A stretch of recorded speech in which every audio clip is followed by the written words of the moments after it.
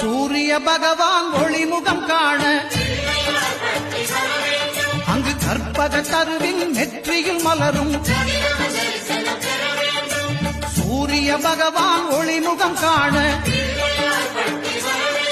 அங்கு கற்பக தருவின் நெற்றியில் மலரும் இருளை விலக்கி உலகை எழுப்பும் ஞாயிறு அங்கே குடியிருப்பான் அவன் ஆனை முகத்தனின் அடியவர் மனத்தில் ஒளியாய் வந்தே கொலுவிருப்பான்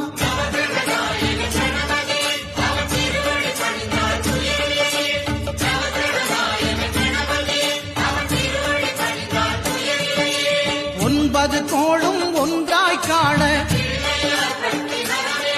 அங்கு கற்பகம் என்னும் கடவுளின் வெயில்.